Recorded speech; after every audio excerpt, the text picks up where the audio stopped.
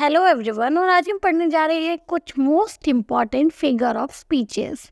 तो सबसे पहले हम जानेंगे कि फिगर ऑफ स्पीचेस होते क्या हैं। फिगर ऑफ स्पीच होते क्या हैं? फिगर ऑफ स्पीच हमारे कुछ भी कहने का, एक्सप्रेस करने का तरीके की तरह होते हैं। ये हमारे एक्सप्रेशंस को, हमारी जो भी बात हम कह रहे हैं उसे बहुत ज़्यादा मीनिंगफुल और बहुत ब्यूटीफुल तरीके से लिखने में मदद करते हैं। द सिमिली, सिमिली का मतलब ही होता है डायरेक्ट कंपैरिजन करना। इसमें लाइक और एस जैसे शब्दों का यूज़ किया जाता है। इसका जो यूज़ है वो एक विविड इमेजरी को इवोक करने के लिए और इमोशंस को इनहेंस करने के लिए किया जाता है। सिमिली के भी 3 टाइप होते हैं। सबसे पहला है ट्राइट सिमिली। इसका ये सबसे कॉमन है, जैसे कि एग्जाम्पल है इसका रेड एज रोज, इनोसेंट एज चाइल्ड। यानी कि इसमें क्या होता है कि बहुत ही कॉमन सी चीज़ों का कंपैरिजन किया जा रहा है, जो बहुत ही ऑब्वियस सी चीज़ें हैं उनका कंपैरिजन। जैसे चाइल्ड तो इनोसेंट होते ही हैं, रोज तो रेड होता ही है, तो उनका एग्जाम्पल दिया जा रहा है। Second is exaggerated simile. इसमें थोड़ा बहुत एग्जैजरेशन होता है कंपैरिजन में, जैसे कि एज पावरफुल एज 10 मेंस। तीसरा है इनएप्रोप्रिएट सिमिली। इस तरह की सिमिली में जो बातें लिखी होती हैं उनका कोई मच सेंस नहीं बनता है, पर अगर हम उन्हें कोई लिटरेरी वर्क में पढ़ेंगे तो हमें महसूस हो जाती है इमोशनल फीलिंग, इमेजरी इवोक होती है। इसका एग्जाम्पल है as silently as gold my love glided into my heart. अब हमारा दूसरा फिगर ऑफ स्पीच है मेटाफोर। मेटाफोर में कंपैरिजन हो रहा होता है, बट कंपैरिजन के कोई वर्ड्स का यूज़ नहीं किया जाता। ऐसे पता नहीं लगता कि कंपैरिजन हो रहा है, एक हिडन तरीके से हिडन मीनिंग होता है और हमें पता चलता है कि हाँ कंपैरिजन हुआ है। ये भी 4 टाइप के होते हैं। पहला है ट्राइट्स मेटाफोर, जो कि बहुत कॉमन यूज़ होता है, जैसे पर्ली टीथ। यहाँ पर टीथ को पर्ल से कंपेयर किया गया है, पर कोई कंपैरिजन वाले वर्ड्स का यूज़ नहीं किया गया है। I C stage. Second is exaggerated metaphor. इसमें क्या होता है कि चीज़ों को थोड़ा सा एग्जैजरेट किया गया है। She is the right hand of justice. Obviously जो लड़की होगी वो जस्टिसफुल होगी, उसे न्याय पसंद होगा, बट ये थोड़ा एग्जैजरेशन हो गया कि वो जस्टिस का राइट हैंड।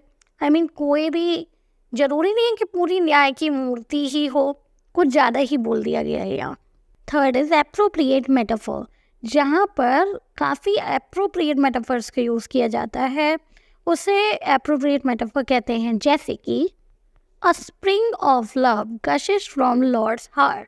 अब भगवान के दिल से तो सच में भी प्यार की गंगा, प्यार का स्प्रिंग बहारों की तरह आ सकता है, तो इसमें कुछ गलत बात नहीं है।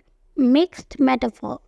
मिक्स्ड मेटाफोर जो होता है वो सम सॉर्ट ऑफ आयरॉनिकल होता है। एग्जाम्पल है the bitter taste of his remarks acted as a fuse that set off my anger. अब यहाँ पे जो फ्यूज़ वर्ड का यूज़ किया है, आमतौर पर जब हम फ्यूज़ का वर्ड का यूज़ करते हैं तो यूज़ करते हैं कि जैसे कोई चीज़ बंद हुई है, ऑफ हुई है, पर यहाँ पर उसके एंगर को इवोक किया है, चालू किया गया है। Third is personification. पर्सोनिफिकेशन में इन ह्यूमन थिंग्स को ह्यूमन की तरह पर्सोनिफाइड किया जाता है। इसका जो मेन पर्पस होता है वो इमोशंस को, या हम जो भी कुछ लिख रहा है राइटर, उसको और इंटेंस बनाना इसका पर्पस होता है। बट कभी कभी अगर आप इसका गलत यूज़ कर देते हैं तो काफ़ी कन्फ्यूज़न क्रिएट हो सकती है। इसका एग्जाम्पल है the wind sings the song of love. Fourth is hyperbole. Hyperbole में हम इंटेंशनली कोई बात का एग्जैजरेटेड रूप ही लिखते हैं, बात में थोड़ा सा ड्रामा बढ़ाने के लिए। एग्जाम्पल है there were a million question in the test today. Apostrophe. इसमें जो स्पीकर होता है वो या तो किसी डेड चीज़ से बात कर रहा होगा, जैसे कि वो जिंदा हो, या किसी ऑब्जेक्ट वगैरह से बात कर रहा होगा, जैसे कि वो वापस रिप्लाई करने वाले हों, या फिर जो ऑथर होगा वो ऐसी चीज़ से बात कर रहा होगा जो एब्सेंट है पर इस तरीके से बात कर रहा होगा जैसे कि प्रेजेंट हो। Examples death, be not proud, oh black night. Inversion. इसमें क्या होता है कि जब भी कोई हम सेंटेंस पढ़ते हैं या फिर कोई फ्रेज होता है तो वो एक ऑर्डर में होता है, एक ग्रामेटिकल करेक्ट ऑर्डर में होता है, पर इनवर्जन में अनएक्सपेक्टेड ऑर्डर में सेंटेंस या फ्रेज होते हैं। Example of arms and men I sing, cool was the summer breeze.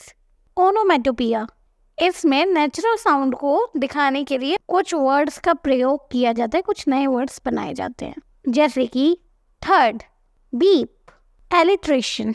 इसमें कोई सेंटेंस जैसे दिया है, उसमें जितनी भी शुरुआत के वर्ड्स होंगे उनका जो पहला लेटर होगा वो सेम होगा, रिपीट कर रहा होगा। ये कंटिन्यूटी की भावना भी देता है। ये सबसे ओल्ड डिवाइसेस में से एक है। Example, she sings sombre sad songs. यहाँ पर एस बार बार रिपीट हो रहा है। असोनेंस, इसमें क्या होता है कि बार बार वर्ड्स में सेम वावल का साउंड आता है। Example, go slow over the road. इसमें बार बार ओ का साउंड बार बार रिपीट हो रहा है। एनजैममेंट, इसका प्रयोग ज़्यादातर पोइट्रीज में होता है।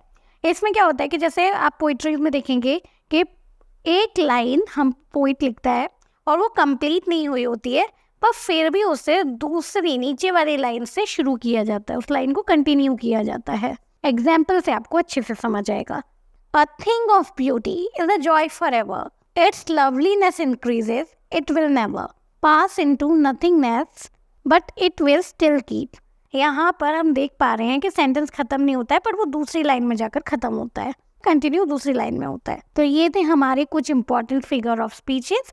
अगर आपको ये वीडियो पसंद आया हो तो मेरे यूट्यूब चैनल को सब्सक्राइब करना ना भूलें। मैं नीचे कमेंट सेक्शन में कुछ क्वेश्चन दे रही हूँ, आप चाहें तो उन्हें सॉल्व कर सकते हैं या मुझे कमेंट सेक्शन में उनके आंसर भी बता सकते हैं।